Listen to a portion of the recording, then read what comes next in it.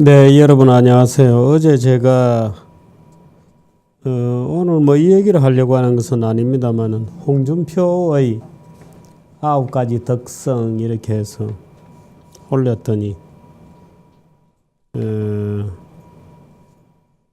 반발하는 분들이 많았습니다.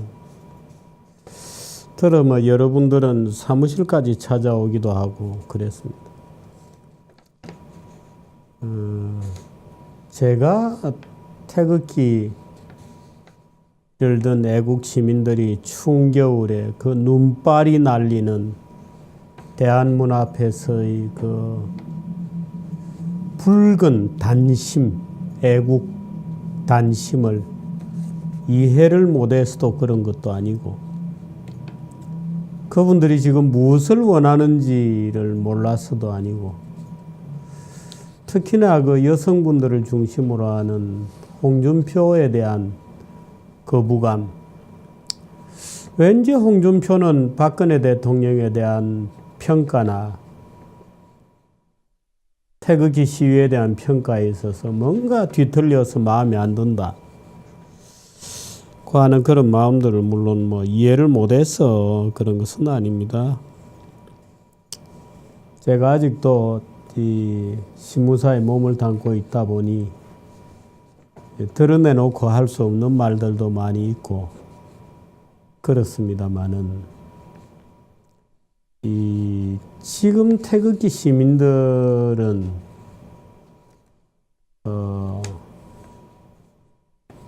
인정받기를 원하고 복수하고 싶고 그 이전에 뭔가 이 뒤틀린 시대를 바로잡혀서 진실이 드러나기를 간절히 원하고 있습니다. 그러나 그것이 때로 약간 지나치면 오히려 그런 기회를 놓쳐버릴 수도 있습니다. 지금이야말로 우리가 지혜를 짜내고 꾀스럽게 해야지 안 되는 것을 부여잡고 종교적 순수성만 요구하게 되면 모든 것을 잃고 맙니다. 우리는 지금 마치 예루살렘을 잃어버린 유대인들이 마사다라고 하는 절벽 꼭대기에 밀려 올라가서 모두 죽자고 자살투쟁을 하고 있는 것 같은 모습이어서는 안 됩니다. 또 우리가 그래야 될 이유도 없고 그렇습니다. 더 촛불의 단심을 가진 사람을 지도자로 뽑자 안 됩니다. 촛불의 단심이 지금은 중요하지 않습니다. 지금 중요한 것은 대한민국을 그래도 더 나쁘지 않게 지켜줄 수 있는 그런 사람이 필요합니다. 잃게 되면 모든 것을 잃게 됩니다. 제가 구체적으로 이름을 얘기할 수는 없습니다만 잃게 되면 모든 것을 잃게 됩니다. 홍준표 후보는 보수 가치에 아주 충실한 분입니다. 박근혜 대통령이 또는 박근혜를 사랑하는 한다고 해서 보수 가치를 모두 온전히 가지고 있다. 보수 가치는 우리의 것이고 우리가 판단한다. 천만의 말씀입니다. 그런 차원에서 제가 말씀드린 거고 다행히 김진태 의원께서 강원도 지역을 맡아서 홍준표 후보와 열심히 뛰어보겠다고 하시니까 저로서는 고마울 따름이고 엎드려 절이라도 하고 싶은 그런 심정입니다. 크게 봐야 되고 이럴 때일수록 크게 봐야 됩니다. 우리는 무슨 어둠의 자식들이 아닙니다. 태극기 시민들이 왜 어둠의 자식들입니까? 크게 봐야 됩니다. 지금이야말로 심호흡을 하고 넓게 보고 크게 보셔야 됩니다. 지금 홍준표 후보가 태극기 시민들의 표를 더 얻기 위해서 태극기 시민들을 끌어안는다고 해서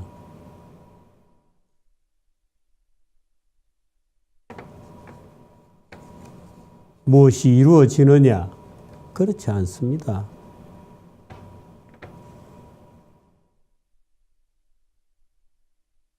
철벽같이 움직이지 않을 겁니다. 유권자들은. 오히려 홍준표 후보가 태극기 시민을 끌어안게 되면 다른 쪽에서는 완전히 차단되어 버립니다.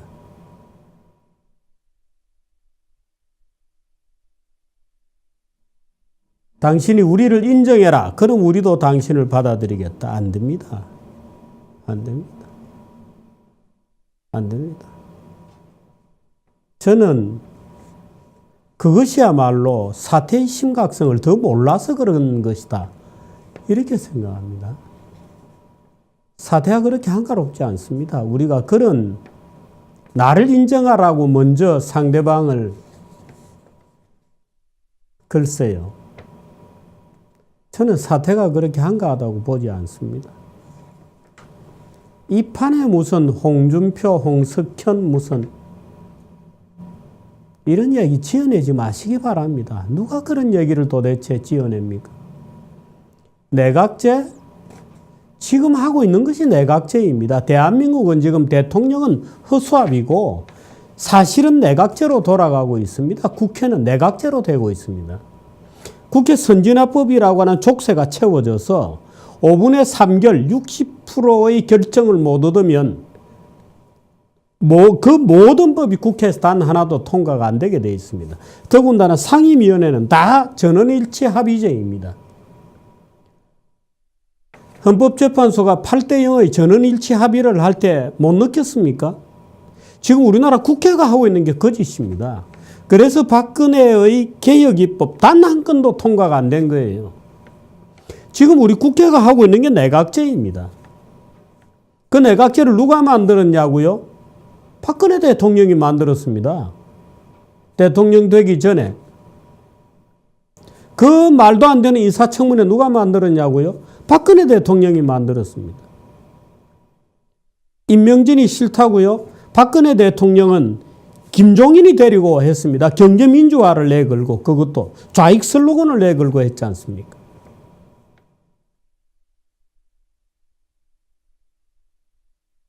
그런 저간의 그래서 홍준표 후보가 정치를 내각제적으로 운영해 보겠다라고 얘기하는 겁니다. 홍준표는 체질상 내각제를 할 사람이 아닙니다. 그런데도 지금 하나의 표가 아쉬워서 국회의원 한 명이 아쉬워서 내각제로 운영하겠다고 그 짓을 하고 있는 거예요. 홍준표들 무슨 내각제를 하고 홍준표가 내각제 할 타입입니까? 저분이 독재할 타입이죠. 독불장군인데 그렇습니다. 그래서 그런 것을 이해를 해 주셔야지. 네가 우리 밑에 무릎을 꿇어라. 그럼 우리가 지지해 줄게. 아닙니다. 그렇게 지금 한가한 때가 아닙니다. 우리의 애국심은 다 어디에 갔습니까?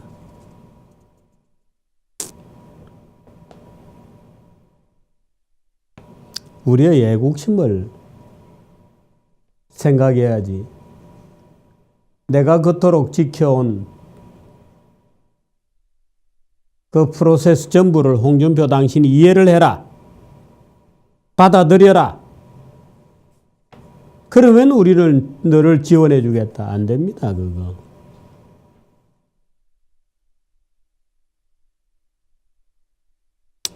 오늘은 이 대선 후보들에 대해서 얘기를 하겠는데요. 지금 우리나라 이 외교가 엉망진창입니다.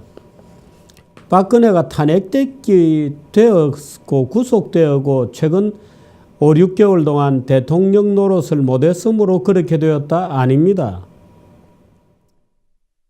박근혜 대통령은 외교를 잘 모르는 분이고 순진한 분이셨어요. 그래서 중국하고 뭔가 잘 지내고 중국에 뭔가 말하자면 뇌물을 주면 중국이 우리 말을 따라줄 거라고 순진하게 생각한 겁니다. 그래서 한반도 비핵화 가지고 시진핑과 박근혜 정상회담 할 때마다 한반도 비핵화였습니다. 북한의 비핵화를 중국은 말한 적이 없습니다. 북한의 비핵화를 중국은 말한 적이 없습니다. 그럼 박근혜 대통령을 비롯한 윤병세 외교장관이라는 자는 서울에 돌아오면은 북한 비핵화에 합의했다 이렇게 발표를 해요. 근데 실제로 합의문을 보면 한반도 비핵화입니다. 북한의 비핵화를 중국은 약속한 적이 없습니다. 한반도 비핵화입니다. 그렇기 때문에 북한 핵을 해결하는 척하면서 한국도 핵을 가지면 안 되게 되어 있는 겁니다. 한국이 지금 저 핵 전술핵을 재배치하거나 한국 정부가 지금 핵을 개발하겠다고 독자 핵을 가지겠다고 하거나 그럼 중국이 당장 한중 정상회담 위반이라고 시비를 걸 겁니다. 왜? 한미 정상회담에는 박근혜 대통령도 한반도 비핵화라고 서명을 했거든요. 윤병세가 박근혜 대통령을 속였을지도 모르죠. 대통령님, 이게 사실은 북한 비핵화입니다. 라고? 아닙니다. 한반도 비핵화라고 적혀져 있습니다. 지금 사드 가지고 중국이 들고 나오는 거 보십시오.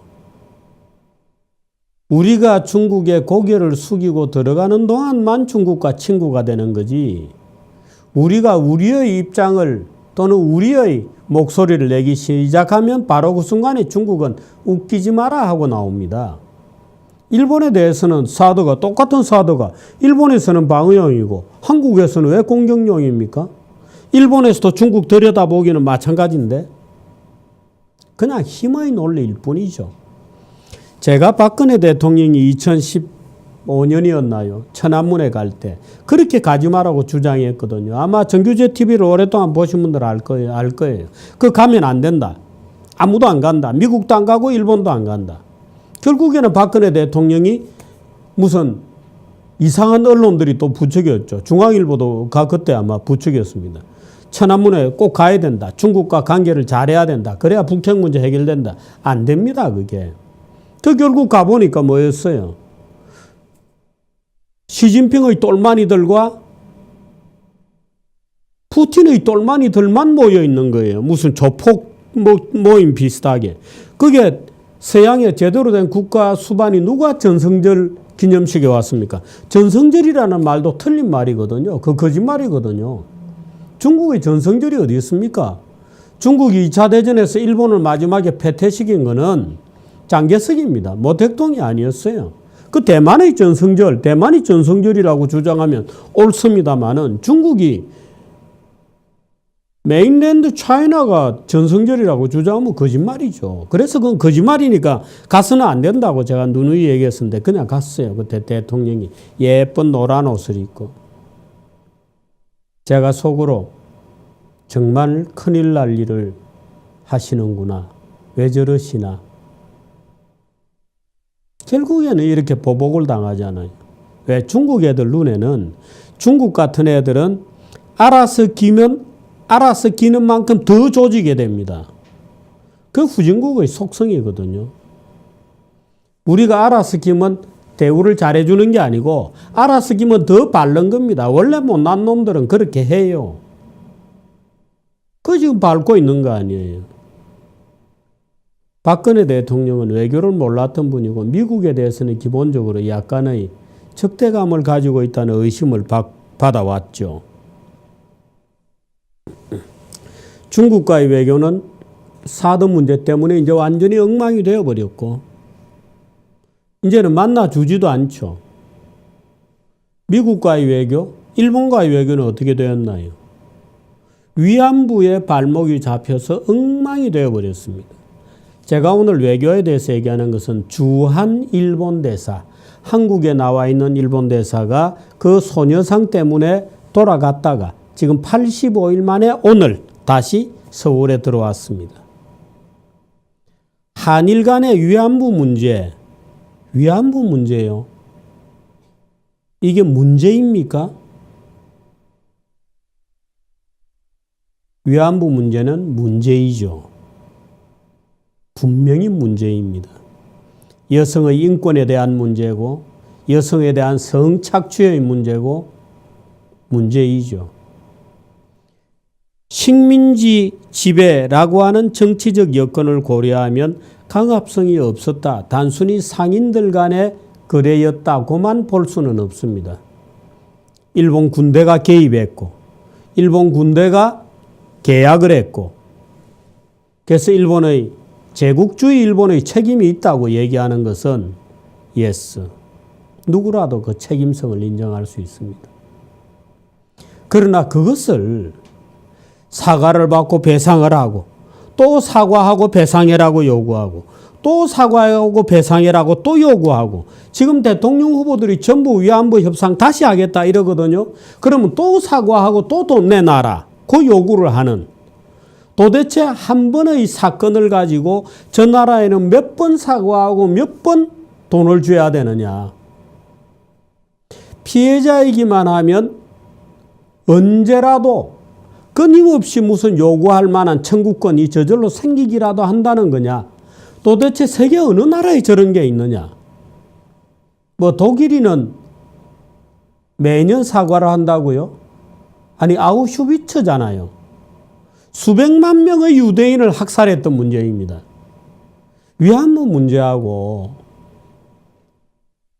차원이 다른 문제입니다. 차원이 다른 문제입니다. 어떻게 위안부 문제를 아우슈비츠에 비깁니까?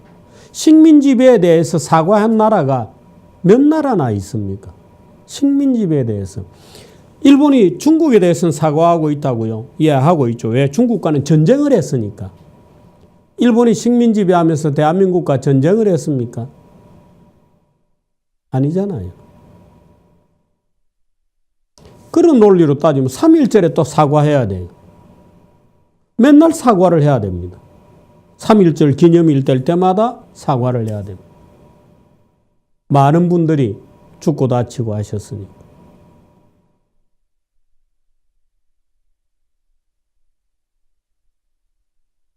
파나온 덫이죠. 파나온 덫입니다. 그 덫을 누가 더 파냐? 박근혜 정부가 팠습니다. 조윤선 장관이 그 문제를 유엔에 끌고 갔습니다. 국제적인 문제로 만드는데 성공했죠. 좌파들은. 국제적인 문제로 만들었어. 도대체 몇 번을 거쳐서 몇 번을 사과해야 되고 몇 번을 배상해야 되냐. 무라야마 다마로 다 그때도 했고 작년에도 했고 지금 대통령 후보들은 또 협상을 다시 한다는 겁니다.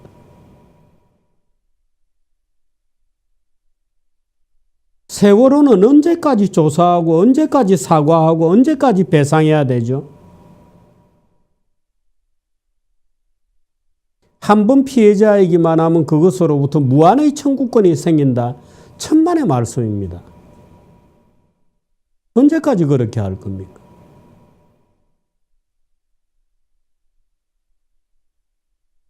위안부 문제가 생길 때 그때 위안부들이 끌려갈 때 누구에게 끌려갔는지는 밝혀봐야 됩니다만은 위안부들이 끌려갈 때 한국의 대한민국은 뭐 하고 있었습니까? 나라가 없었다? 그러면 가정에 오빠와 아빠와 가족들은 뭘 하고 있었습니까? 위안부가 끌려갈 때 동네 청년들은 뭘 하고 있었습니까?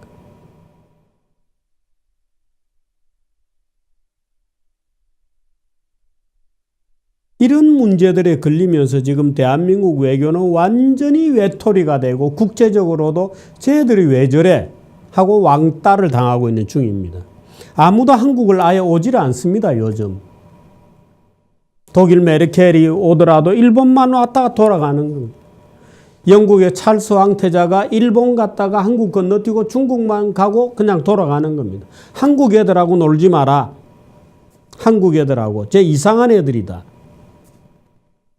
한국 애들한테 뭔가 잘못하면은 그다음부터는 끊임없이 뭔가를 요구하기 때문에 한국 사람들하고 놀지 마라.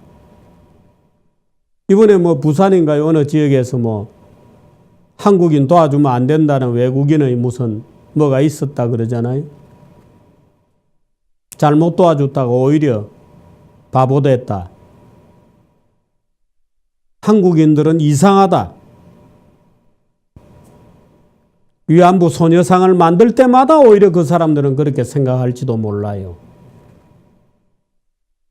겉으로는 위로하고 아픔을 같이 하는 것처럼 하죠. 뒤에서는 뭐라고 할까요?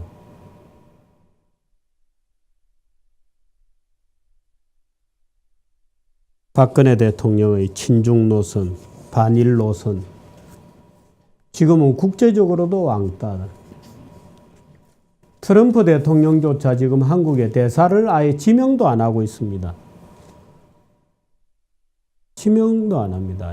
대사가 언제 오는 소식도 없습니다. 지금 한 중과 미국 간에 4월 6일, 7일 날 트럼프 시진핑 정상회담이 있습니다. 나는 트럼프 진영에서 대한민국에 대해서 뭔가를 의논하고 있다는 증거를 아직 발견하지 못하고 있습니다. 완전히 왕따죠.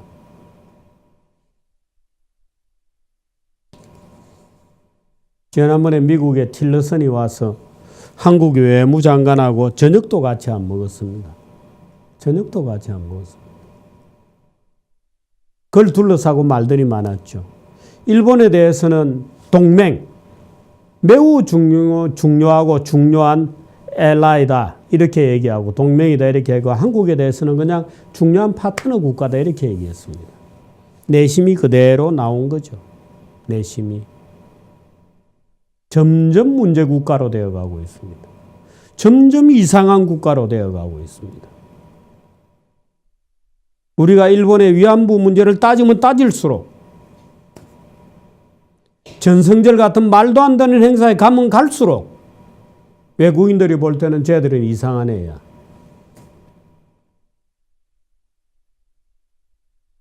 지금 대선 후보들 중에 아무도 국제정세에 대해서는 얘기하지 않습니다.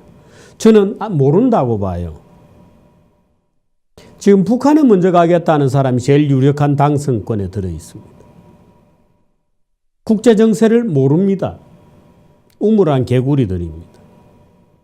거기다 모든 후보들이 한일 간의 위안부 협정 맺은 거는 새로 하겠다.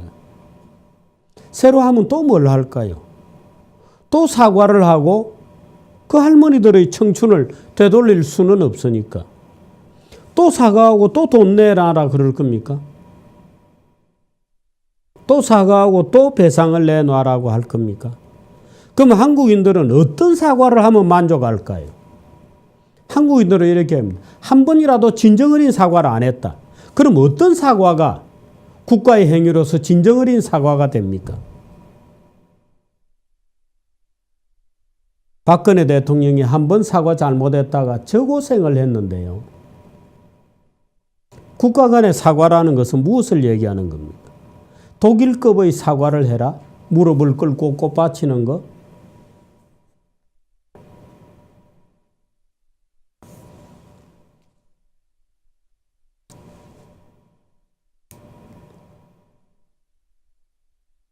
아우슈비츠에서 가스실로 들어간 수백만의 유대인의 인류사적 문제를 혹시 위안부 문제와 동급이라고 우리가 주장하면 한다면 세계가 어떻게 생각할까요? 세계가 어떻게 생각할까요? 지금 한국 사람들은 그러고 있는 겁니다. 신문들이 독일이 사과하고 있는 걸 봐라. 일본 너희들은 왜 사과하지 않느냐. 독일 식민지 지배에 대해서 사과하지 않았습니다. 영국도 식민 지배에 대해서는 사과하지 않았습니다. 인도의 식민 지배 기간 중에 일어난 지방에서의 과잉 진압, 인명의 사상자에 대해서는 사과한 적이 있습니다. 그것도 영국 여왕이 지나가다가 잠깐 드랍 해가지고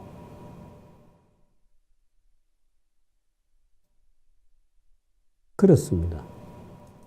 우리가 독일의 아우슈비츠에 대해서 사과하는 것과 동급으로 위안부에 대해서 사과해라. 매년 꽃을 갖다 바치라. 소녀상에. 라고 요구하면 물론 우리로서는 아픈 기억이고 오히려 우리 내부의 쪽팔리는 문제죠. 우리 내부에서 반성해야 되는 문제인데 세계인들이 어떻게 생각할까요? 그런데 어떻든 지금 한국인들은 친중 노선, 반일 노선의 함정에 빠져 있습니다. 헤어날 수가 없습니다. 누구라도 그 비슷한 얘기만 하면 소송 걸고 또 단체들이 달려들고 그렇게 되죠. 아무도 얘기를 안 하게 되었습니다. 점점. 왜? 잘못 얘기했다가 당하니까. 점점 얘기를 안 하게 되면서 한일 관계는 점점 나빠져 가고 있는 중입니다. 한중 관계도 뭐 마찬가지죠. 오늘 일본 대사 나카미네 야스마사라고 하는 일본 대사가 85일 만에 귀임을 했습니다. 역사상 가장 길게 공백이 있었는데요. 우리가 지금 이렇게 해서는 안 됩니다. 오히려 위안부 문제는 역사상의 아픔을 껴안고 우리가 우리 내부에서 치유의 노력을 해야 되는 문제죠. 우리의 내부에서 우리가 치유를 해야 되는 문제입니다. 상대가 있는 행동이죠. 상대가 있는 행동. 대한민국 외교 완전히 지금 왕따되고 있다. 대한민국이 정말 어디로 가는 거냐. 구한말에 그 대한제국 시절처럼 또 국제정세에는 눈이 멀고 조상의 무덤을 파헤친 서양놈들을 징벌하라. 척화비나 세우고 하면 다냐 하는 답답한 마음이 듭니다. 오늘 일본 대사가 귀임했다는 얘기를 듣고 이런저런 복잡한 생각이 들어서 몇 말씀을 드렸습니다. 지나간 역사는 아픈 역사는 기억해야 되고 또 그 집단 기억이야말로 우리가 도덕적으로 성숙해가는 우리를 도덕적으로 성숙하게 만드는 하나의 계기가 되기도 하죠. 그런데 우리 사회가 지금 위안부 문제를 다루고 있는 태도는 우리를 성숙시킨다기보다는 끊임없이 타인에게 죄를 묻는 타인에게 그 책임을 묻는 굉장히 독특한 과정이다. 독특한 과정이다. 이런 느낌이 들어서 이제 그만 성숙할 때가 되었다.